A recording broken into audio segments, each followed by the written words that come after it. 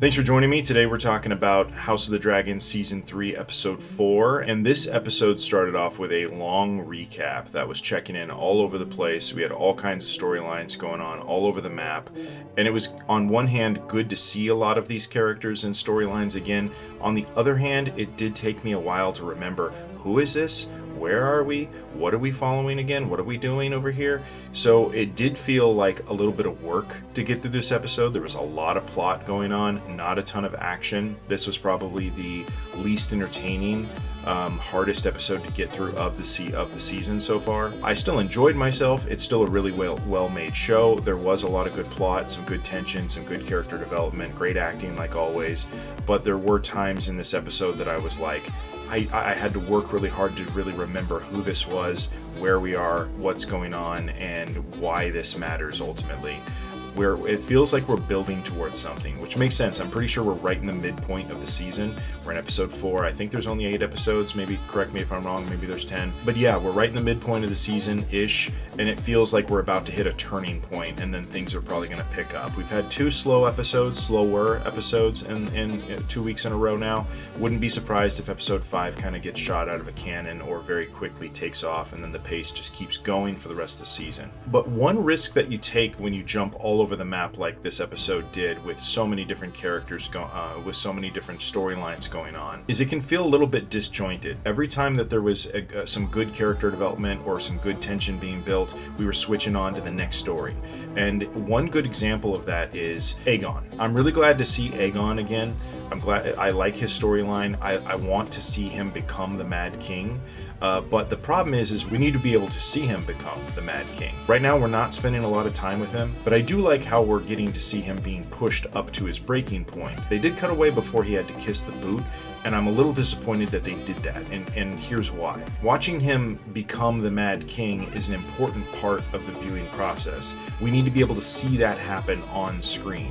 Otherwise, it's going to feel unearned, right? So it's good that we're seeing him pushed out of his comfort zone, into being a new character, into having to survive in a different way. He's all burned up, he's mangled up, and he's really got no more power. And having to kiss that guy's boot, having to clean the stables and the stalls, all that stuff, the toilets, that's really good to be able to push him really far. But they cut away right before he had to kiss the boot. And I think we need to see that shame and embarrassment and humiliation happen to him, so that way we can see him get pushed past his breaking point and ultimately become the Mad King in front of our eyes. Now, I think we still have a long ways to go before he becomes the Mad King, but still, I was disappointed that they cut away right before he kissed the boot. I'm sure the actor didn't want to actually do it, but you know what? Suck it up. You're one of the leads in an awesome, popular show like House of the Dragon. Give me a break. I mean, I think he probably would have been willing to do it. I think it's important for the audience to see moments like that, so it feels more earned when he ultimately does become the Mad King. So a bit of a rant about that, but that's just an example of what I mean when I say you're cutting away a little bit too soon with the tension building. I prefer stay on a storyline for a little bit longer, hold that tension for as long as possible. Let's milk it for all we can and then move on to the next one. I kind of hate when movies and shows have these multiple fighting scenes going on at one time. Marvel is notorious for this. There's multiple different characters fighting in multiple different places, and they just keep cutting in between them. Well, every time you cut, you're killing tension. And so I would prefer, personally, to see one longer piece and then move on to another longer piece and hold that tension each time. Because when you cut, you're going to automatically release the tension, and therefore it'll give us a little bit of a dip each time we go to the next thing.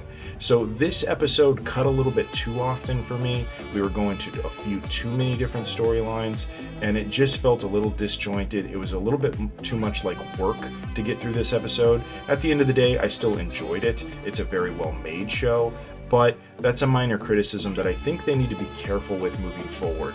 When you have an ensemble cast with this many plot lines, this many characters, you really have to take seriously your division of time. And this episode, I do think, divided itself a little bit too far it felt a little thin.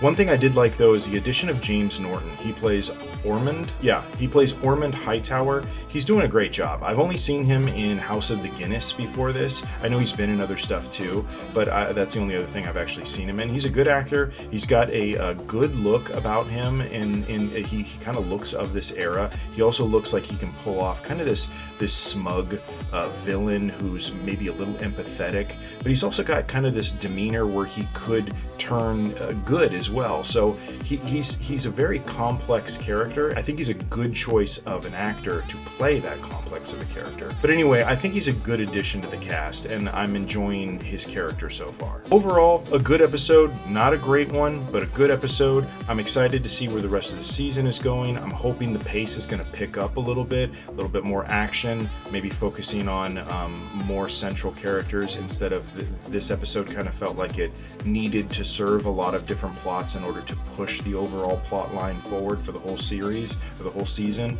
And that's okay. I understand you got to do that, but maybe space it out a little bit better next time. I think you run the risk when you feel this disjointed, this fragmented, of losing your more casual audience.